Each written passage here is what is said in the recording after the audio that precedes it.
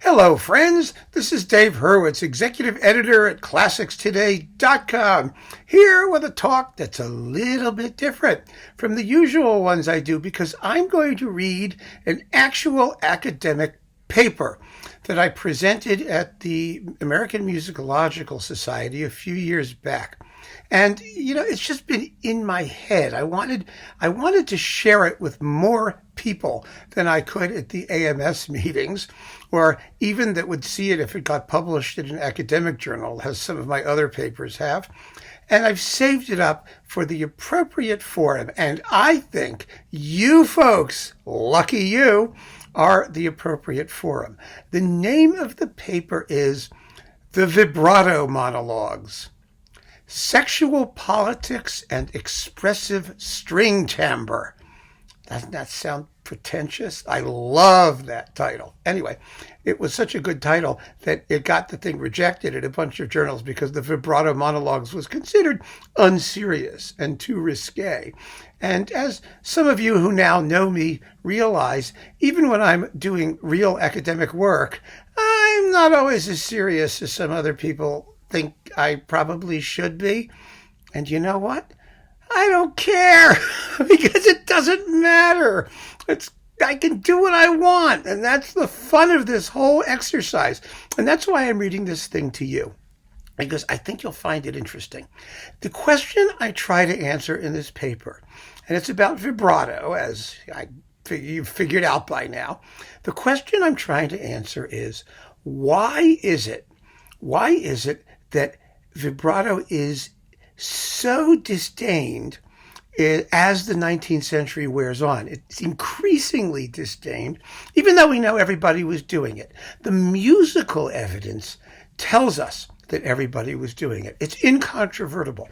And I've talked about some of that already here. In fact, I've talked about some of the evidence I use in this paper in an earlier video, a shorter one called The Sex of Stringed Instruments, because I just thought the evidence was so much fun, I wanted to do it separately. But in context, it's even more meaningful. We begin to understand how the culture can say one thing, and the actual evidence we have of musical practice can say something else entirely.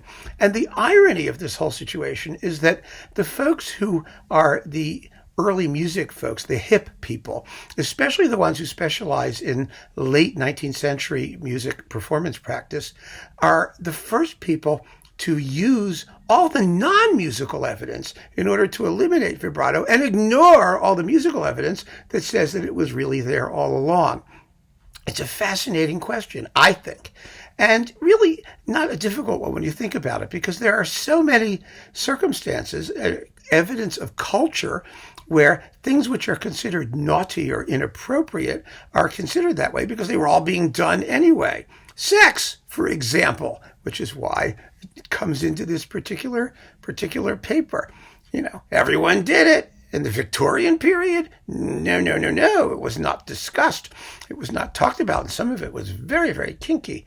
There were all kinds of circumstances where people were doing things that technically were frowned upon, but in reality were an absolute constant of human life. And that today, it's no different, really no different. So this paper is about that. And it proposes that vibrato was one of those things.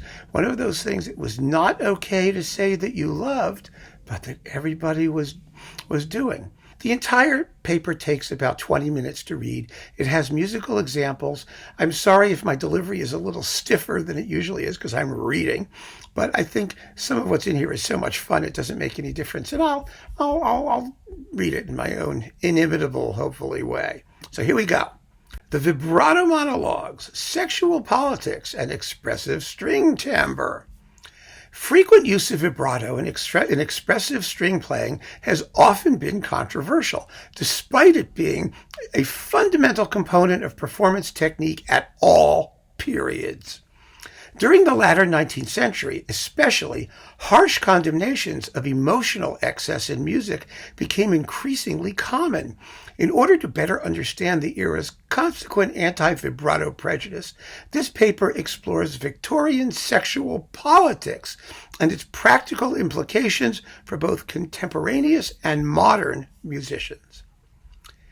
In his study, The Cultivation of Hatred, the Bourgeois Experience, Victoria to Freud, historian and Freud biographer Peter Gay observes, quote, "The worry that the cultivated were growing or had already grown effeminate troubled many observers throughout the age across Europe and the United States," unquote.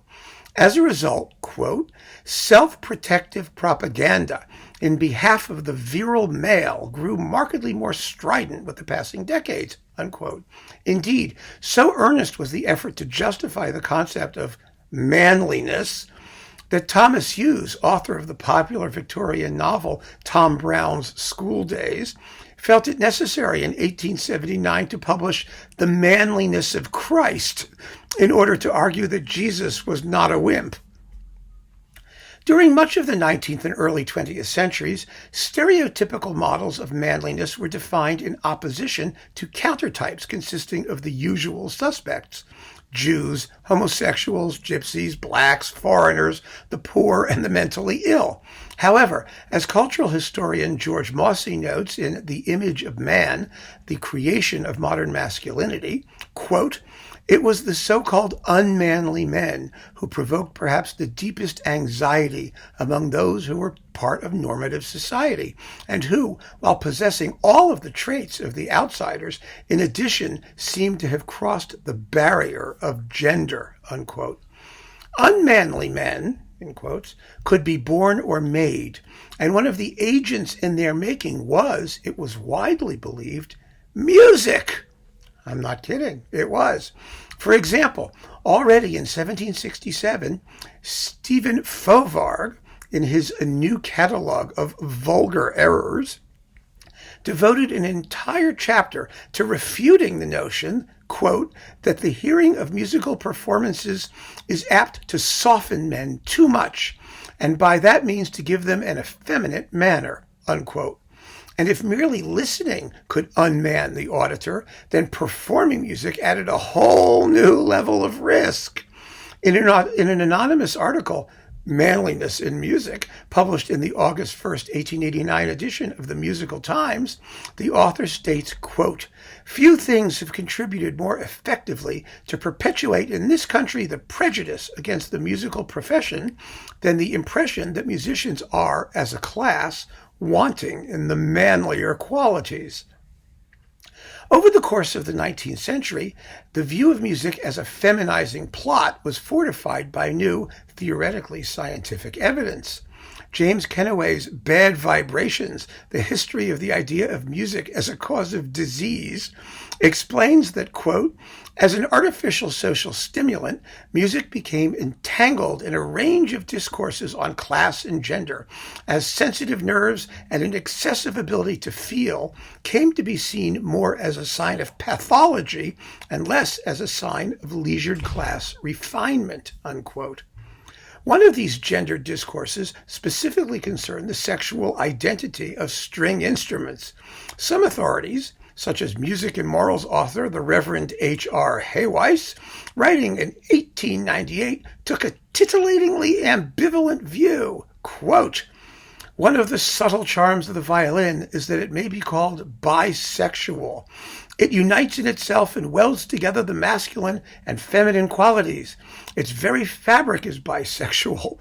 The soft, easily moved vibrations of the swelling front are controlled, checked, and yet excited by the slower and harder pulsations of the maple back. The bisexual figure holds good even to the bow and strings. The bow is the male," Obviously.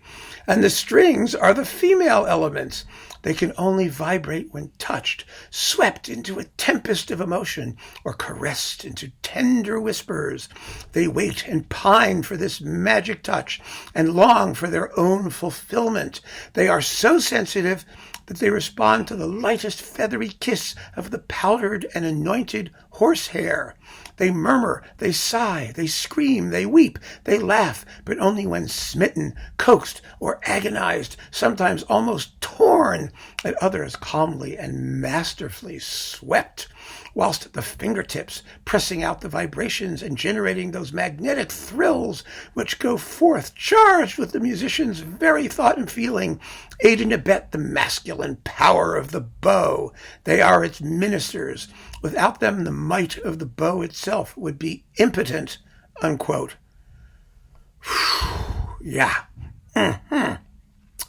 Others were less equivocal. In his article, The Sex of Musical Instruments, published in The Musical Leader in 1917, self-styled musical sexologist Konrad Berkovici claimed, quote, "The quality of sound of each musical instrument compared to the human voice is as follows. The violin as soprano, the cello as tenor, the contrabass as baritone bass. The quality of the voice represents the sex producing it. Listening to a soprano, we hear the woman. Listening to a tenor, we hear the man. It should be noted that the viola produces two intermediate voices between the male and female.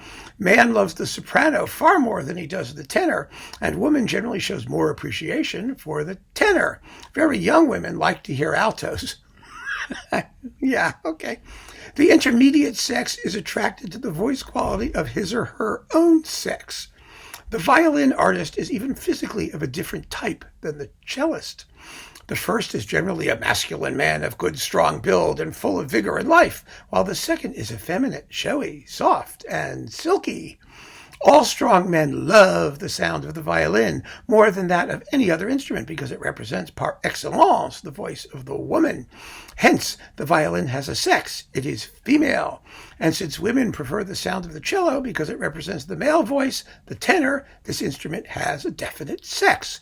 It is male. Berkovici obviously was a crackpot, and the Reverend Haweis was arguably in the wrong profession. But the fact that they could publish these ideas in reputable books and journals offers telling evidence of the pervasiveness of gender stereotypes in musical thought.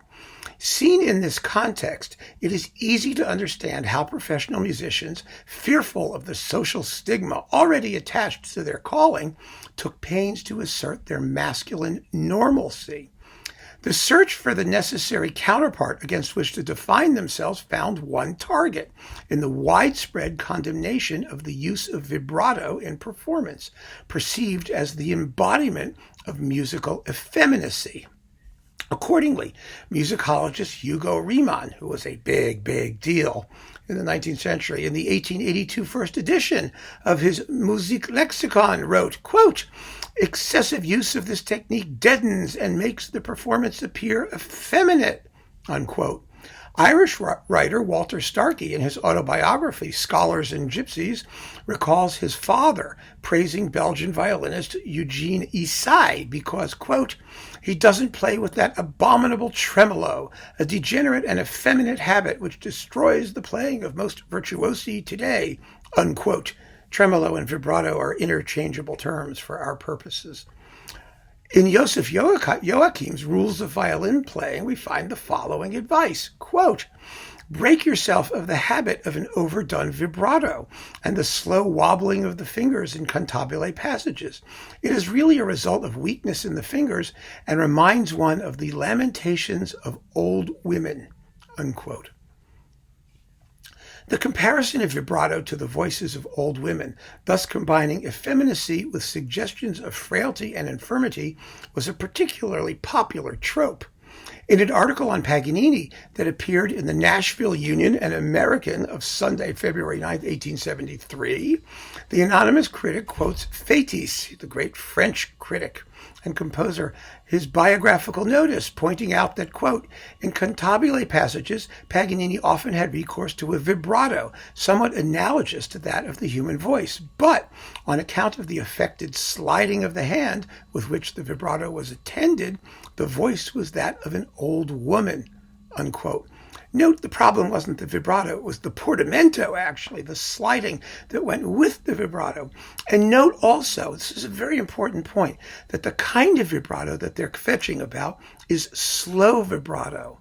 That type of vibrato doesn't exist today, but it did in that period as an ornamental device. This is the ornamental vibrato that the period instrument people are always saying you shouldn't use, and it's only an ornament, we don't do it. The quick kind, which isn't audible as vibrato at all, was never controversial and was always being used since the very beginning of time, we could show. Reader J.K. Blackmer, in his November 1916 letter to the editor of The Violinist, writes, quote, when we inject vibrato into a pure, smooth tone, we simply shatter the vibration and advertise our own unsteadiness. Vibrato is an appeal to emotionalism. Well, duh, right? It is like the cry of a grieving child or a song and the quavering voice of an old woman, unquote. Here we find confirmation of Mossy's observation that, quote, the unrestrained use of passion and the undue use of the imagination, like nervousness, was thought to destroy the normative stereotype. These were attributes of those marginalized by a society that looked with suspicion upon any exaggeration, whatever form it might take, unquote. Artists such as Isai were considered manly. Others deserved contempt. An article praising Joseph Joachim, or Joseph Joachim if you want to be technical, in an 1861 issue of the Musical World claims, quote, the influence exerted upon him by Mendelssohn and Ferdinand David is unmistakable. His style is purely German. This manly seriousness preserves him, moreover, from that effeminacy which not unfrequently obtains the upper hand with modern violinists, and thus his playing never degenerates into inartistic mawkishness, while it keeps aloof from the popular tremolos and vibrandos which Ernst, who was a fabulous violinist and contemporary of Joachim, which Ernst brought into fashion, and which may be called the toilet arts of affected feeling, unquote. I love that line, the toilet arts of affected feeling. Remember that. It's just a marvelous, marvelous turn of phrase. Similarly, the highest praise offered a female musician often was that she played like a man. Hence, we learn that, quote, when one listens to cellist Elsa Ruger, one forgets that she is a woman. So round, full, and beautiful is her tone, and her technical command of her instruments is as ample as that of any man before the public, unquote. And this in a piece written in 1908 by another woman, violinist Edith Linwood Wynne. It wasn't just the sound of vibrato that many deemed objectionable. Its visual aspect also provoked offense. We see this, for example, in music chronicler Edward Holmes's A Ramble Among the Musicians of Germany. Reporting from the Vienna Court Opera in 1828, he paints a typical picture, quote, David, the first tenor, not me, 1828, mind you, David, the first tenor, may be reckoned old for a singer. His voice is tremulous, his face effeminate, and his person thin and attenuated, unquote. The anonymous critic in the Wiener Allgemeine Musikzeitung of 1847 echoed a like sentiment in describing contemporary string playing. And this is 1847, remember, 1847, folks. Quote, similarly unpleasant and ugly in the eyes of our spectators is the electric eel-like movement of the left hand of our violinists and cellists. This trembling of our singers and violinists has become the obsession of our artists. Does it mirror the impotence and vacuity of our modern art movement? Unquote. Doesn't matter whether they liked it or not. People were doing it, and audiences evidently were loving it, whatever the critics had to say. The association of violin vibrato with feminine qualities, such as sensuality, physical frailty, and above all hysteria, appears colorfully in popular literature. An anonymous poem in the November 1880 issue of Scribner's Magazine puts a humorous slant on this observation. One stanza reads, "A lovely girl essays in vain to harmonize this vandal. With each refrain she doth explain twixt Offenbach and Handel, but when her soul she seems to throw in tremulous appealings, I only know her fiddle bow is playing on my feelings." Major poetry, that. In a more melodramatic vein, Frederick B. Van Voorst's 1885 novel, Without a Compass, features an especially vibrato-laden confrontation between two of the principal female characters. Check this out. Quote, "Suddenly Agnes raised her face and glanced timidly and pleadingly at Sophie. 'I must go away at once,' she said. 'I must go to him.' 'To him?' ejaculated Sophie in mingled amazement and fear. 'Dost thou put thy trust now in man? Trust only in God.' 'Yes, to him.' The eyes of Agnes fell. Her bosom shook with emotion. 'Yes, to him I must. I am a woman, not a girl. The innocent must not bear my sin.'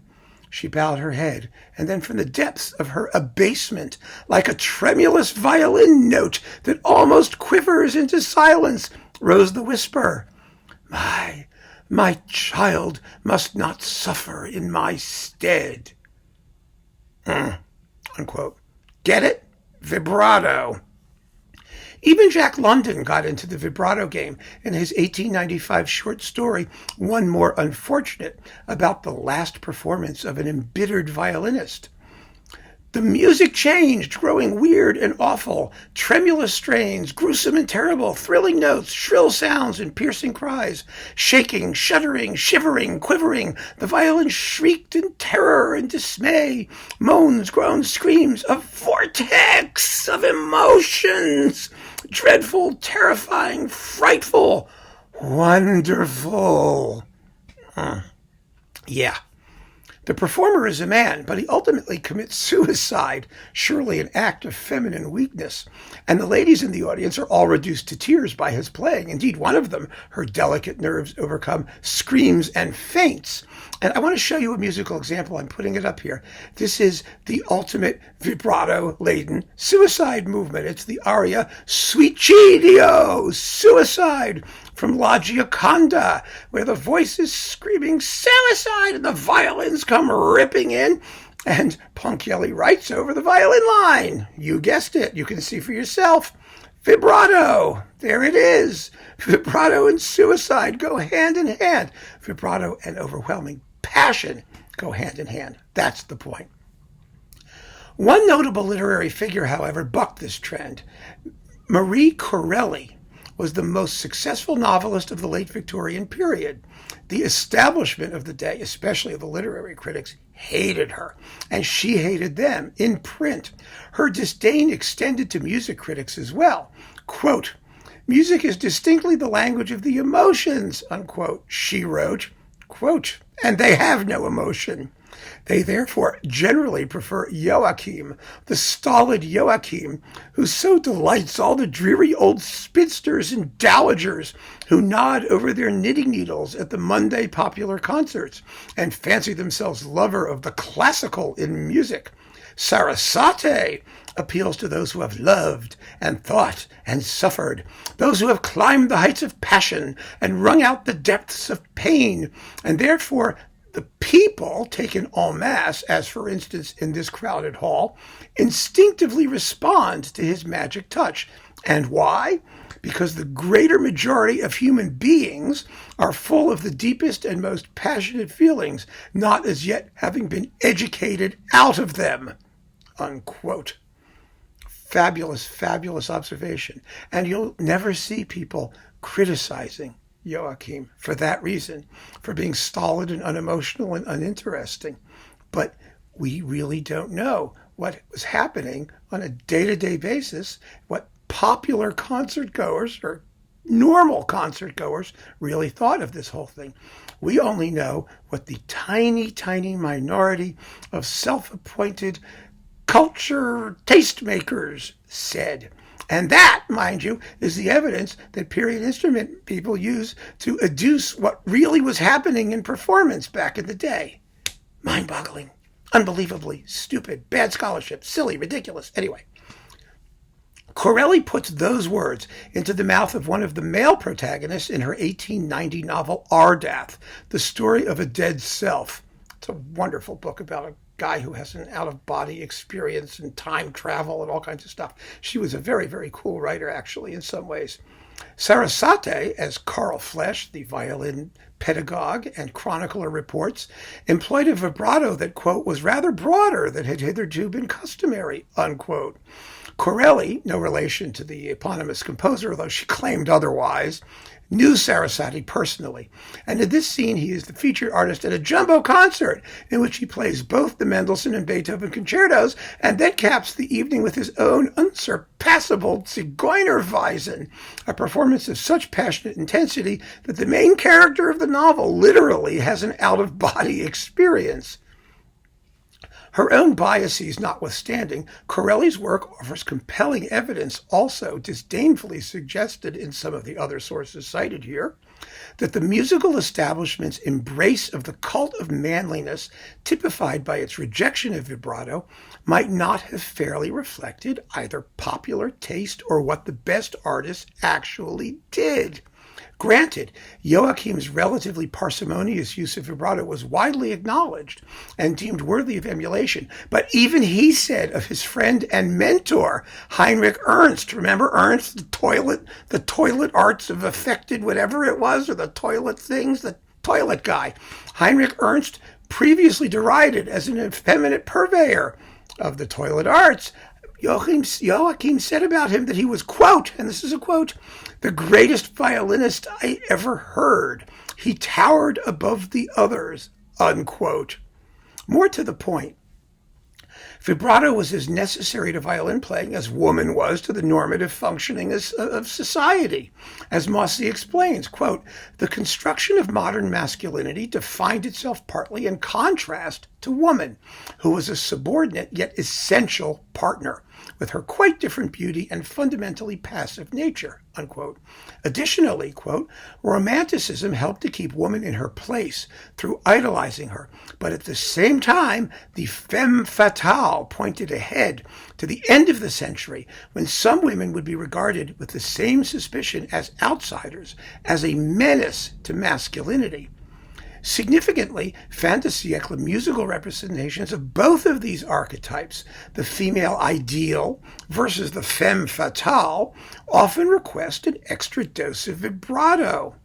I show you two examples. First, let's look at the final scene from Salome, the ultimate femme fatale in music. Isn't she? You know, just as she's grasping the head. I mean, there it is. I mean, Strauss writes vibrato in all the string parts. He wants you to really lay it on with the trowel, because there is no way anyone's going to believe that Strauss has waited until that moment in Salome to ask that there be any vibrato at all. I mean, it's nonsense. Of course, the strings were playing for vibrato wherever he said dolce or espressivo or whatever, appassionato, you name it, they would use it. But in that moment, he wants that vibrato to quiver. He wants you to hear it, and that's the point. He wants you to hear it. Whereas most of the time, especially in orchestral writing, you don't hear it at all. You just hear string timbre. You don't hear an oscillation of pitch in a slow motion sort of movement. But here, at this moment in Salome, you're really supposed to. Most of the time, we don't. Most of the time, it's ironic. In modern performances, the string players do what they normally do, and the exhortation to use a particular type of vibrato is ignored. There was actually more vibrato in Strauss's day, probably, than there is today, in terms of the variety of types that make it audible. And the other example comes from Mahler's Eighth Symphony. This is the appearance of the Mater Gloriosa, you know, the Virgin Mary, which is, she's supposed to be very sweet and very innocent and very pure, but also very feminine. Mahler marks the passage, you can see, schwebend, which means floating. It floats. It's supposed to be weightless, and a long and extravagant vibrato achieves that. It creates an oscillation in the sound that gives that impression of weightlessness and floating and drifting.